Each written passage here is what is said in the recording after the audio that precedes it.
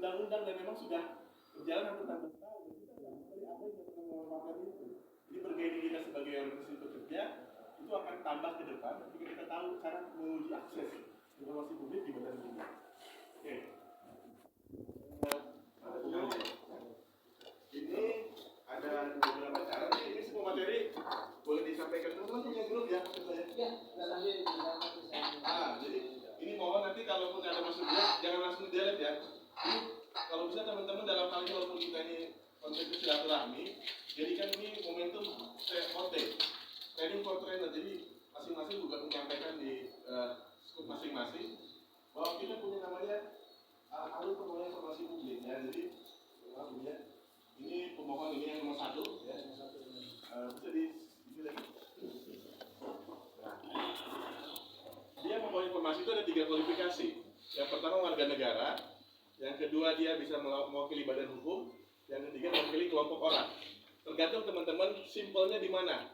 Kalau kira-kira sendiri agak berat, kalau sendiri itu hanya KTP. Terus bilang gini, Bung Ara ini kan Jakarta, KTP saya Aceh, KTP saya Papua, boleh nggak? Boleh, karena ini hak asasi manusia setiap orang. Yang nggak boleh siapa? Orang asing. Ya. Jadi teman-teman kalau boleh satu KTP sendiri pun biar simpel boleh. Tapi kalau teman-teman mau mewakili serikat, itu harus pakai SK Kumham. Dan itu akan agak banyak siapa yang berhak di anggaran dasar mewakili siapa, mewakili keluar dan seterusnya. Jadi kalau mau paling simpel, gunakan aja satu KTP. Misalnya atas nama Bang Sofyan gitu ya. Mewakili gitu. Tapi dia tidak memakai atas nama serikatnya, atas nama warga negara namanya gitu. Atau mewakili kelompok. 50 orang memberikan kuasa kepada 5 orang atau 3 orang, itu bisa juga. Semua KTP ke KTP. Nah, teman-teman, saya mau tanya dulu sambil cerita ini ya, ringan. Pernah dengar PPID nggak? Tadi saya di awal bilang asing kan ya? Asing Pak. Ya, pejabat pengelola informasi dan dokumentasi. Ini ibaratnya itu hak dasar tapi disembunyikan tanda kutip. Misalnya ke Disnaker, sampai hari ini saya yakin banget. Ya. Saya kenapa yakin? Karena saya pernah lawyer 17 tahun lebih. Tahu PPID ketika mau seleksi komisi informasi. Karena tidak di profesi advokat pun tidak disosialisasikan, tidak ada materinya. Padahal ini adalah hak yang paling mendasar oleh warga, sama levelnya dengan hak mendapatkan hak kesehatan dan ketenagakerjaan. Itu selevel dia, sama-sama di babnya hak asasi manusia di pasal 28. Hanya beda yang satu transparansi di huruf F, yang satu di Indonesia di huruf H. Dan satu level hak asasi, tapi yang akses ini pemerintah, mohon maaf ya, ini out of the record, agak enggan untuk mensosialisasikan ini lebih masif. Karena apa? Dia bumerang, dia akan menanyakan kepada pemerintah kembali. Sama halnya ketika saya menjadi ketua komisi informasi, dianggapnya pejabat eselon 2. Saya dianggap badan publik nih, karena lembaga lain sumber anggaran dari APBD Provinsi DKI.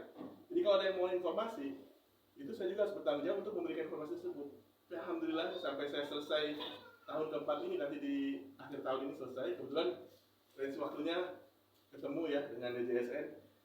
Saya selesai di akhir Oktober, di awal November. DJSN di Oktober, insya Allah kalau teman-teman mendoakannya dengan yang terbaik, saya bisa di sana. Itu ketemu lah itu. Ditambah umurnya juga pas.